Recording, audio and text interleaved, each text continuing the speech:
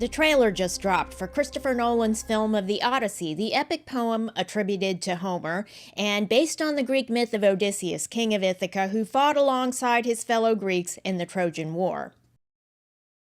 Now, the Odyssey is about the journey of Odysseus back to his kingdom after the war. It takes 10 years because he has to fight off supernatural monsters, including a cyclops. He takes up with witchy women, survives whirlpools and storms sent by gods who hate him, and when he finally returns home after 10 years, his wife, Queen Penelope, doesn't recognize him, and he and his son have to defeat 100 upstarts who want to marry the queen and become king. So it's an epic journey.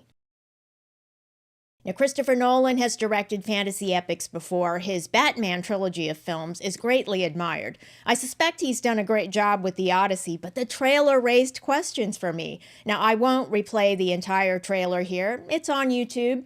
Nolan is a great filmmaker, so the final film probably will be great. Now, in the first trailer, I was missing a sense of scale and epic grandeur, though, which might have been deliberate. I'll discuss that later. Now, here's the first scene from the trailer.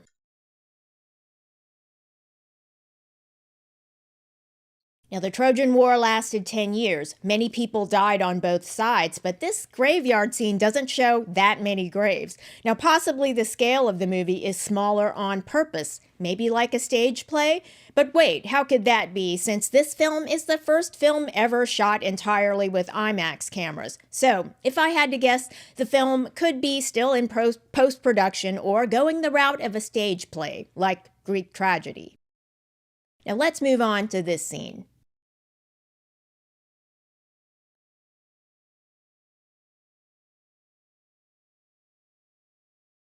Okay, so this man in the helmet could be Agamemnon, king of all the Greeks, and Matt Damon plays Odysseus, who kneels before the king. So Agamemnon is wearing what looks like the spine of a man on the back of his helmet. Let's go to that. Okay, that looks kind of fearsome. Now, the point may be to show that Odysseus isn't bloodthirsty like his captain. Now, Odysseus from the Greek myth used brains rather than brawn. It was his idea to build the Trojan horse and hide within it so that the Trojans would bring it into the fortress of Troy and the Greeks could finally breach the city. But why is the movie trailer building up a side character, Agamemnon, if that's who it is? Now, the movie poster does that as well. Now, here are two scenes from the trailer that I cut together.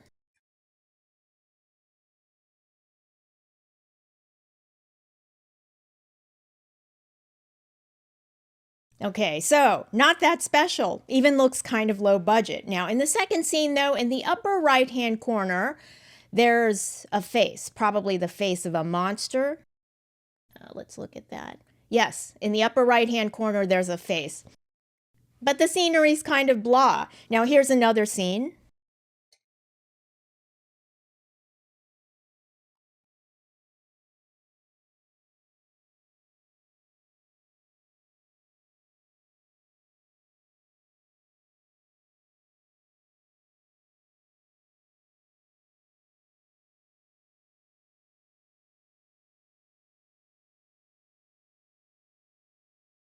Okay, so not that exciting as epics go. Now we're used to very epic rowing scenes from the movies. There's the classic movie Ben-Hur and the more recent Vikings TV series. Let's watch.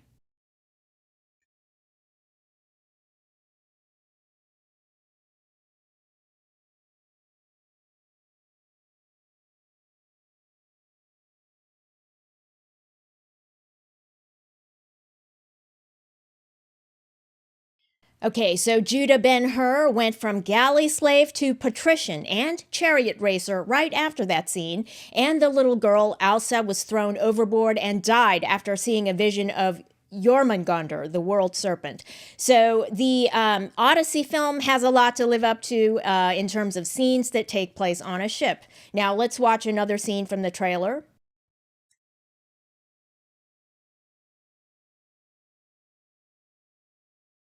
Uh-oh, there's a monster right there at the entrance to the cave. Now, does it seem like it would be scary? Not in that scene. Let's watch the Trojan horse scene.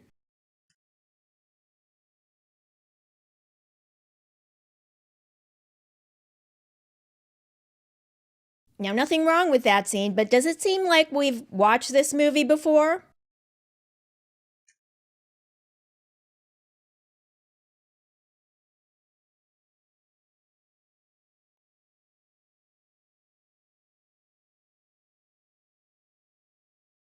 In that scene, we just watched Ned Stark as Odysseus. Now, the movie is Troy, starring and produced by Brad Pitt.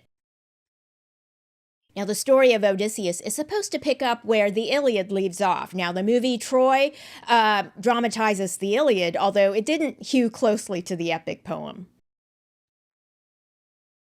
Now, Christopher Nolan might have been influenced by Greek tragedy with the Odyssey, since he is a serious filmmaker. And maybe that's why the scenery in the trailer seems so sparse. Greek tragedies are often performed on a minimalist set. Now, one of the most famous Greek tragedies is The Trojan Women, written by Euripides. Now, he also wrote the play Medea. Let's watch a clip from the play. Spent my power for love of Jason. I poured it out before him like water. I made him drink it like wine.